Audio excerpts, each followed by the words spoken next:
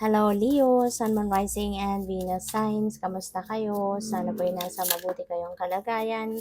Welcome back po sa Star Tarot. At kung bago kayo rito, welcome din po kayo. Please subscribe, like, share my videos, and leave me a comment kung nakaresonate po kayo. Thank you. So, first message po ninyo, replenish, the sun will rise, and we will try again. So, Leo, it's time for you to replenish, no, the lost energy. 'Di ba? Kasi pwedeng hindi na kayo nakakapagpahinga. Maaaring hindi rin kayo, alam mo 'yun, nagkakaroon ng time to, maaaring hindi kayo nagkakaroon ng time um, to relax, 'di ba? To recharge. So, kailangan ninyo 'yon. You know? Kailangan natin na nagpapahinga din. Tao lang tayo, napapagod tayo. And kapag super pagod ka, drained ka, ganyan, papaano ka na? 'Di ba? Papaano mo magagampanan ng mga obligasyon mo, responsibilidad mo when you don't have that kind of energy, 'di ba? Para magampanan mo yung mga dapat mong gampanan na trabaho, obligation, responsibilities, yung mga ganon. So, it is important for you to replenish your lost energy, 'di ba? Para lagi kang malakas. So we have the dark, sabi dito, take a moment to sit under the star-speckled sky, listening to crickets and breathing in the cool night air.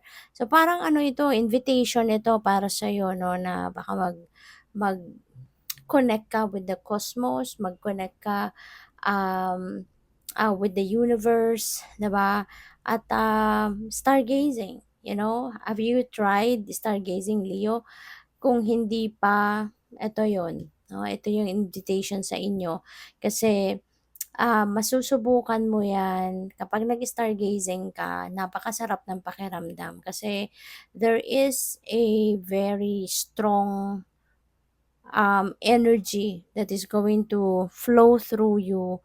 Kasi parang meron kang ano, parang ang nipis-nipis ng veil between you and the universe, kapag ginawa mo yun. Kasi in a way parang parang kang nagme-meditate din, 'no? Yung pakiramdam para kang nagme-meditate na parang ang connection mo sa universe ang lakas, 'di ba? At saka kapagka ganyan ano, that is also the best time para mapakinggan mo yung ano mo, mapakinggan mo yung intuition mo, mapakinggan mo yung um, bulong ng bulong ng puso mo, ng soul mo.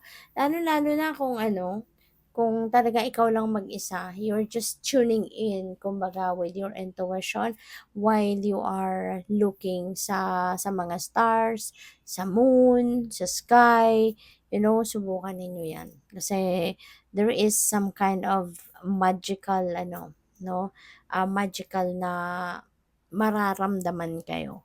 So we have attract, like the moon and the ocean, you attract good things into your life.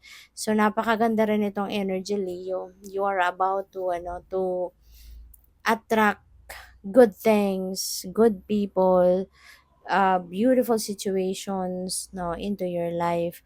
Napakaganda na magkakaroon ka ng pagkakataon na ma-magnetize mo lahat ng magagandang bagay, 'di ba? At you will be able to um,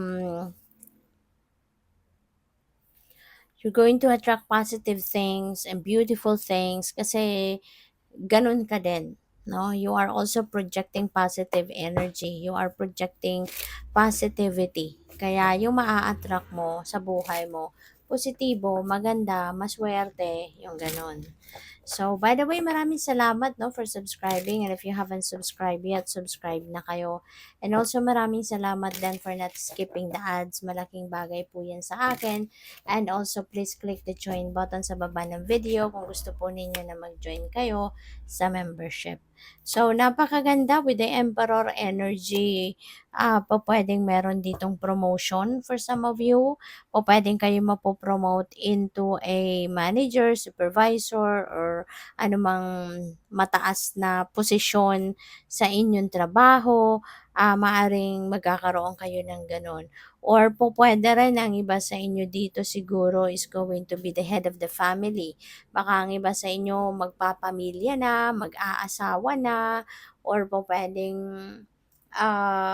ano kayo ngayon, tawag dito, magiging nanay na or magiging tatay na, 'no?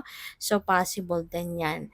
And si Emperor also is about organization, 'no? Kaya pupuwede ng iba sa inyo, baka you're going to work on organizing your physical living space, pupuwedeng yung bahay ninyo, pupuwedeng yung tinitirhan ninyo or even um, trabaho sa work area ninyo or workplace ninyo siguro mag-aayos ka din, yung literal na magde-declutter kayo. So, possible yun, no? Na yun ang mga gagawin ng iba sa inyo at this time. And also, pupuwede rin na yung buhay ninyo mismo, 'di ba? You're going to organize everything, po-prioritize ninyo dito yung mga bagay na kailangang ayusin na, baka may mga alam mo yun, may mga areas of life kayo na siguro na-neglect ninyo in the past.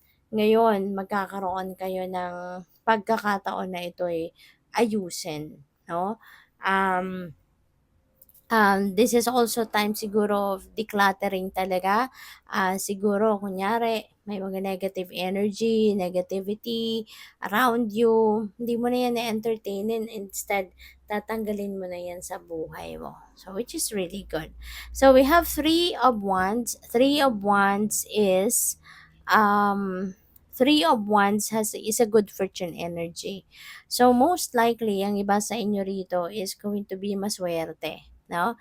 Siswertehin kayo sa ngayon kung ano man yung mga gagawin mo, ano man yung mga iniisip mong, gawin sa ngayon, may mga ventures kayo, may mga magpu-put up kayo ng bagong business or siguro magta-travel kayo. So, whatever that is, you can expect good results. You can expect smooth sailing dito na journey, 'no? So, napakaganda. At kung may mga long time na kayong inisip, pinagplanuhan, this is the time that you're also going to siguro, to make that happen, 'no? Gagawan na ninyo ng paraan 'yan sa ngayon na matupad ninyo ito, okay?